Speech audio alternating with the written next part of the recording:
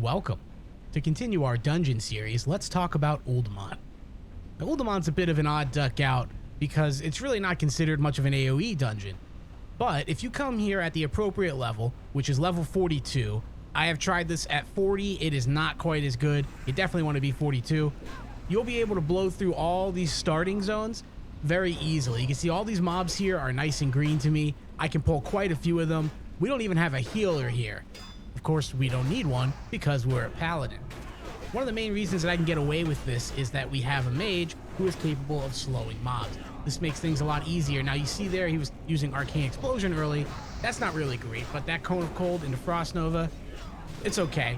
I usually prefer either just Cone of Cold or just Frost Nova, because what happens is you have Arcane Explosion into Cone of Cold, and now he's pulling aggro.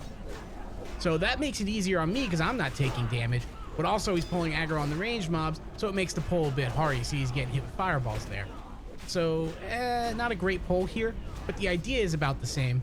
And I'm able to get quite a few heals off. It's not much of an issue here. You know, we can get through the pull just fine because I'm a paladin and I can heal. That's like the number one thing that you have to keep in mind when you're playing paladin is being willing to heal, because you are capable and you should be doing it. Now, let's kind of do a similar pull, but here we're actually going to use the pet. Yet again, if you watch the Scarlet Monastery video, we use the pet quite a lot. I love pet pulls. At a certain point, you don't really need them anymore once you start getting into the endgame dungeons. But in these earlier zones, especially when mobs are spread out, they are just fantastic. And some of these mobs have abilities that make it a little annoying, but for the most part, this pull is pretty clean, pretty easy. You know, as long as mobs are slowed, you can pretty much work with anything in any corner or situation. Especially Frost Nova just makes things really easy. The only downside being, of course, we're running with a pet, so the pet's going to get hit by Frost Nova mobs, but not that big a deal. Overall, you can see it's easy to keep them nice and tight, as long as you and your mage have some synergy. This is going to apply to pretty much every pull. The more you play with a mage, the better you two are going to get together, the less he's going to pull aggro at the start of pulls, the more you're going to like understand that he'll put Blizzard in this particular spot for you to kite. It definitely behooves you to befriend a mage early on and develop a relationship with one, because if you're constantly pugging new mages and you're constantly in these situations where you just don't know if you can rely on the person that you're playing with, it's going to limit your pulls. You're going to have to start from the bottom up, where you pull maybe a couple mobs here and like a small pull, medium pull into a large pull, as opposed to just starting with the large pull and then testing your abilities and how far you can go with just large pulls only. Speaking of testing the waters, here's an example of what I would say is a small pull.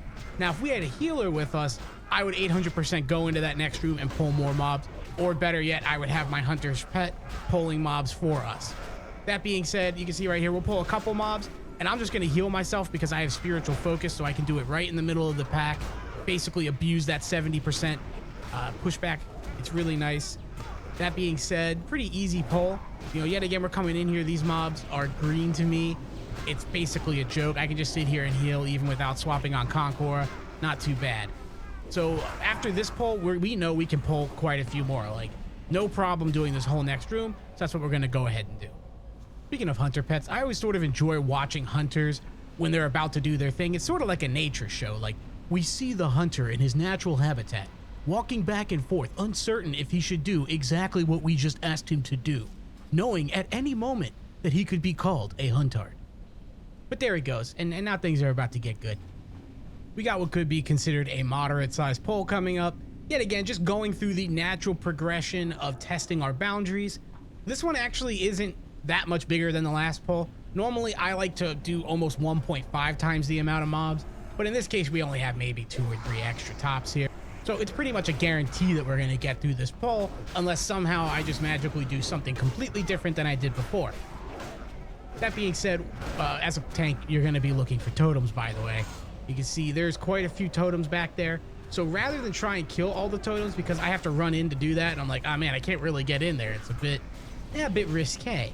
So what we'll do is we'll actually pull back and bring them around the corner in order to LOS the totems. Now, I don't know if that actually works, but it makes me feel better. And that's important too. So here's one thing. In my head right now, I'm screaming, please slow those mobs, because I am getting messed up and I can't kite. That's I'm not gonna get into that today. Anyway, let's get into a big pull. We're just gonna pull this entire room using the hunter pet. Yeah, my favorite thing about this is I can just chill. I don't have to run around this room. I don't have to bubble pull. None of that. Just let the pet go in. Although his pet is getting messed up and he dies. You know, you can see that on the left side there, right above the chat box. Pet's gone. So that's always a shame. You know, I probably should have walked in there and healed that pet, because then we'd have like just a pet that's happy instead of an unhappy pet who's now doing less damage. But that's not too big a deal. This pull is super duper easy when you can clump them up in that hallway and bring them. So yet again, we have totems up and we have to deal with that. So I'm going to smack the totems. I got to stun that mob before it like messes with his blizzard, and I can't even get threat on everything. So that's kind of an issue. You know, I have salve up on him and I still can't get all the threat. Partially because I don't have Blessing of Sanctuary. That is a threat source that I'm missing. Another source of threat is I could possibly be buffing more. Like, I didn't know this until recently, but I don't have any mana here. But let's say I did, and let's say I had Blessing of Sacrifice, which I don't. But if you have Blessing of Sacrifice, you can spam that on the person who has aggro, or really anyone, and you'll get threat for casting Blessing of Sacrifice. So it's a pretty cheap, easy way to just constantly overwrite a buff. And buffing, you're sort of like a bard when you play Paladin. Buffing gives you threat. If you take advantage of that, depending on how you want to do it, whether it's stacking a class and using greater buffs, or just spamming something like Blessing of Sacrifice, you can actually pull aggro that way pretty reliably. None may steal the secrets of the makers. Originally, we came in here just to prepare some quests for this zone. Uldaman is a very large dungeon, and there are a lot of quests that require you to like go in the front side of the dungeon and then go back and talk to someone and then come back again and do some other stuff. Some of them even require you to go in the dungeon and then out of the dungeon. So it's kind of nutty. We decided to do that, and since we got to the first boss, we figured why not give her a go. And it turns out that it's a pretty easy fight. So if you're already in here, there's really no downside to doing it. So let's get a little deeper into the dungeon. Now you can see at this point we have a 5-man party. 3-manning's a bit rough after a while. Now if you want to come up to the boss after this one, the Stone Guardian, what you want to make sure that you're doing here is that you come from this direction. So you can see on the map in the bottom right that we are coming up from the bottom. Now you can go bottom right there or left. It doesn't really matter which side you choose as long as you don't come from the top, because you will pull this pack that is right next to the boss and it will pull the boss with it and you're gonna wipe. Very few groups are able to take an entire pack plus the boss. It is just rough.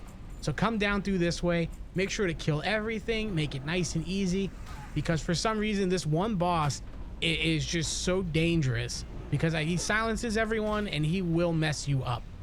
Now let's cover how to pull him exactly. I have tried quite a few different ways. You do not want to go on the left side. That's why I marked that pat. Just avoid them altogether.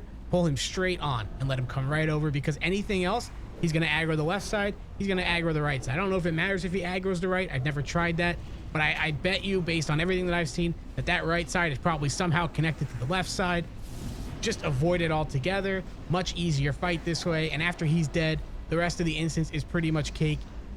Maybe I'm just salty because I wiped here like 3 times trying different variations of how to pull him. Anyway, those gloves are pretty nice too. Now let's talk about the Trogs. These guys are pretty rough. They hit really hard, and you can't really have a bad pull. Like right there is a bad pull because our mage went in and decided to use Arcane Explosion to generate threat for no reason. I do not understand why. And now everything's just really sloppy. I probably could kite better here, no doubt, but I tend to get like a little messed up when stuff like that happens, because now I'm just getting pounded on. I really want to kite these mobs, but how exactly, nothing's really slowed very well in a good spot. It was just messy.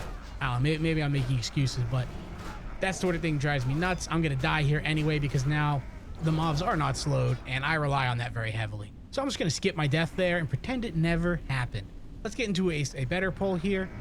Now, you can get a bit aggressive with these mobs if the kiting wills it, and most of the time it will.